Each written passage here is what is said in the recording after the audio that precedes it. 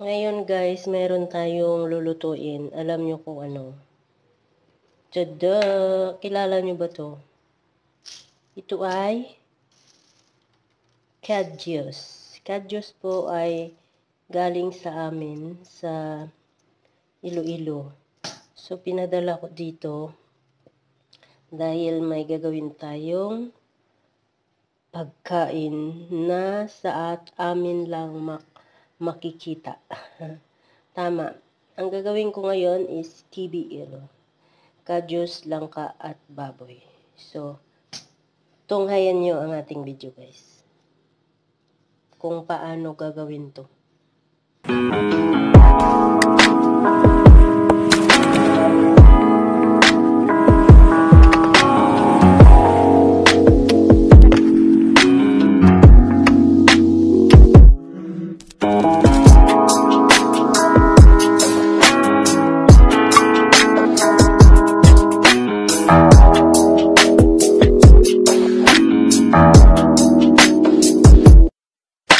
Hi guys! Welcome back sa ating channel. So for today's video guys, meron tayong gagawin. Ang lulutuin ko ngayon is yung KBL. Galing to sa Pilipinas yung sahog niya ay yung kadyos. So dahil meron naman ditong langka at baboy, so yun gumawa ako.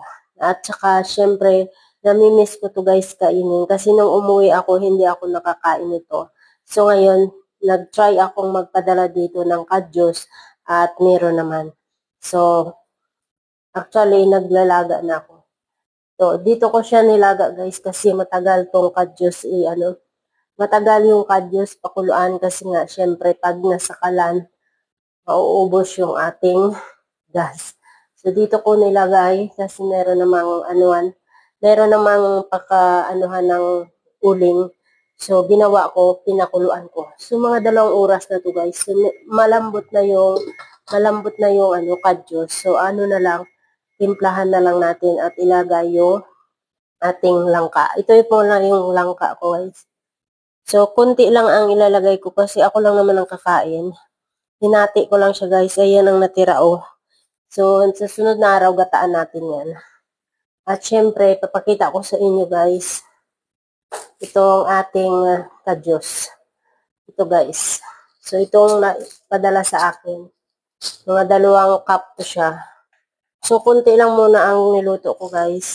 Siguro ito, lulutuin natin to sa mga susunod na araw. Diba? At saka, medyo marami-rami naman siya. So, hatiin ko to siguro, lutuin ko to sa birthday ko, ang kalahati. So, ayun. At meron tayo dito, ito, lemongrass at itong sili. Siyempre, ilalagyan natin ng sibuyas. So, ilagay natin doon sa ating pinapakuluan. So, tara, hiwain ko muna to guys, ang lemongrass at saka itong ating sibuyas. Titimplahan ko na yun guys kasi medyo malambot na yung ating kadyos. Ang baboy, isinabay ko na lang. Ay, inauna ang kadyos guys. So, after 1 hour, nilagay kong baboy.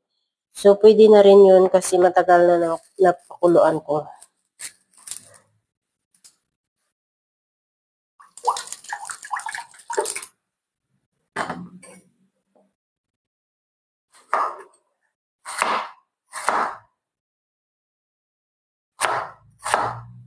Ayan. So, itong purpose ng lemongrass, guys, pampabango to siya. Masarap siya ilagay sa ating mga gulay.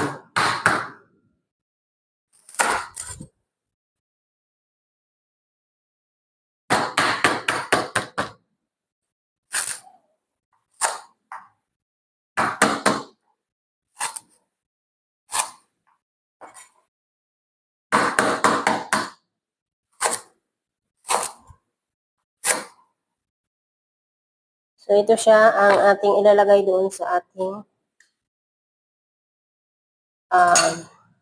ilalagay sa ating karne at kadyos.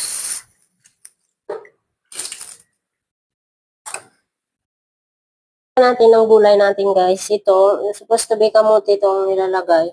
Pero wala tayong kamuti, dahon ng kamuti. So ito na lang, kangkong na lang. So ito yung ating pampaasim.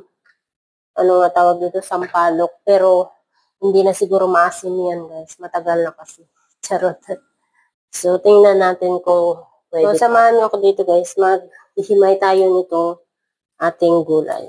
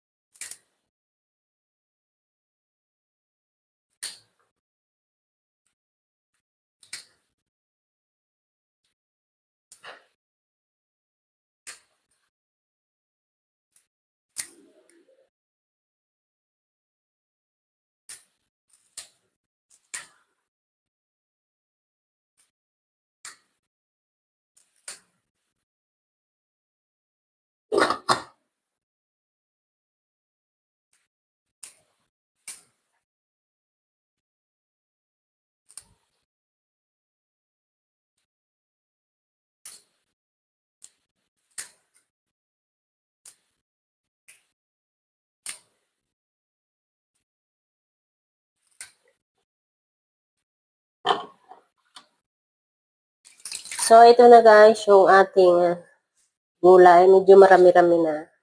So, tingnan nyo ang CR natin. So, ito guys, ilagay na natin yung ating langka at sili. Tapos, mamaya-maya ilagay natin itong ating pampaasim. Ano siya? Sampalok guys. Sampalok siya. Ito oh. Konti lang nilagay ko guys. Baka medyo baka ano tawag dito, masubrahan ng asin, pangit. At itong ang ating gulay. At ito ang ating langki. So, ilagay na natin siya guys. Parang hindi naman kumukulo to. Kanina, dinagdagan ko kasi ng uling. Ilagay natin to guys para ano siya, maluto yung langka. Ito na yung ulam ko hanggang bukas. Kasi kanina ang ulam ko, okra lang. Okra at isda. So ito, pwede natin to ulamin hanggang gusto natin. Charot. May ano naman siya, pampaasim guys. So pwede yan katagal siya ng ilang araw.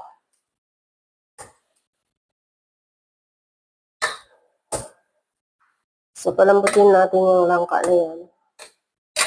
Pagkatapos, lagay natin yung ating tawag dito, yung ating pampaasim at itong kangkong. Sakto lang yan tubig guys, ayaw ko na marami kasi hindi ko na nauubos. So tingnan natin ulit tayo. Kunti na lang yung sabaw niya kanina, marami. Medyo madilim guys dahil syempre maitim yung sabaw. Ilagay natin to. At syempre haluin natin. Ayan. Ayan o, 4 na hiwa ng karne lang ang nilagay ko guys. Kasi konti lang naman ako kakainin ko dito. Ibibigay ko tong karne sa kaya lolo ko at sa lola ko. Pwede ko rin to bigyan sila guys. Kasi syempre ano to siya. Soap na to siya guys. Dito sa kanila, gumagawa rin ako ng karne sa beans. Pero in red beans ang ginagamit ko ito. Pwede rin to kasi red beans siya. Kaya lang, iba lang na beans, stadios. Pigeon ang tawag dito sa English nito. So, ang ginagawa ko is yung red beans, yung kidney beans, parang ganun. So, pwede rin yan. Mamaya, bigyan ko sila. So, timplahan ko muna siya guys ng pampalasa.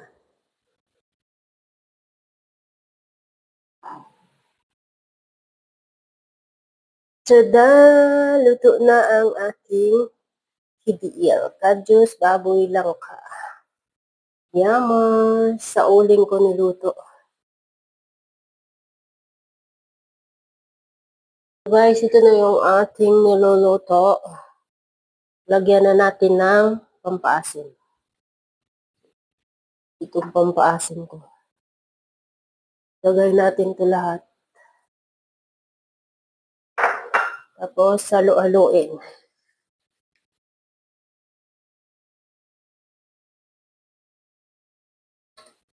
Yan. Nalambot na yung karne natin at yung langka. Tikman nga natin. Wow! Grabe guys. Ang bango niya at ang sarap. So, ito na guys ang ating PBL. So, luto na siya. So, nilagay ko na yung ating tangkong. Ayan. So, ipaano natin muna dyan. Mga 5 minutes lang. Bago natin tanggalin sa apoy. So, medyo marami pa yung uling ko. Mamaya ako na ilagay, patayin. Ilagay ko muna yung aking mainit na tubig. Mag-init muna tayo ng tubig. Ayan, yummy guys. Ang ganda, ang sarap. Maanghang-anghang naman na maasim-asim. Tama lang yung asim niya, hindi masyadong maanghang, hindi masyadong maalat. Ano ba tawag doon? So, pwede na nating katayin to siguro ay tanggalin dito guys. Kasi mamaya iinit ko naman to. Maluluto naman siya yung kangkong. So, ayun guys. Hanggang dito na lang muli ang ating video. Maraming salamat. Hanggang sa muli. Please don't forget to subscribe my channel, Kitalans Vlog. So, paalam na hanggang sa muli.